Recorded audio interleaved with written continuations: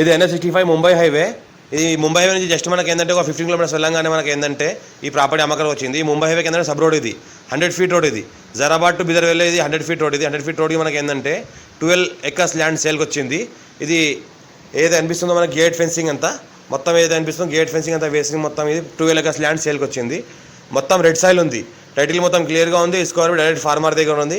మొత్తం ఏంటంటే సెంట్రల్ నుంచి ఇక్కడ 50 ఫీట్ రోడ్ వైండింగ్ తీసిన తర్వాత ఈ ప్రాపర్టీ ఉంది. మొత్తం చూసుకుంటే ఈ రకంగా ప్రాపర్టీ ఉంటుంది. చుట్టుపక్కల మొత్తం ఫామ్ హౌస్లు ఉన్నాయి, గెస్ట్ హౌస్లు ఉన్నాయి, వెంచర్లు ఉన్నాయి.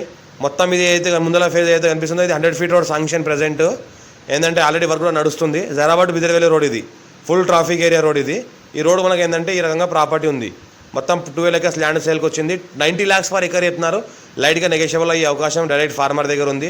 ఫ్యూ రెడ్ సైల్ ఏరియా చుట్టుపక్కల మొత్తం ఏంటంటే నిమ్స్ ఇండస్ట్రీస్ ఏరియా ఉంది. పక్కనే మొత్తం ఏంటంటే వెంచర్లు ఉన్నాయి, లేఅవుట్లు ఉన్నాయి. మనకి గజానికి దగ్గర 20,000 గజం అమ్ముతున్నారు అక్కడ. పక్కనే మనకి ఏంటంటే ఎయిర్పోర్ట్ ఉంది. ఇక్కడ పక్కన చూసుకుంటే మనకి ఏంటంటే జైరాబాద్ ఇండస్ట్రియల్ జోన్ ఉంది. ఇంకోటి NH65 ముంబై హైవే ఉంటుంది. అర్జెంట్ సేల్ ఉన్న ప్రాపర్టీ లైట్గా నెగోషియబుల్ అయ్యే అవకాశం ఉంది. మా ఛానల్ని ఫస్ట్ టైం విజిట్ సబ్స్క్రైబ్ చేసుకొని మీ ఫ్రెండ్స్ షేర్ చేయండి. లో కాస్ట్ రేట్ పెడతాను చూస్తూ ఉండండి.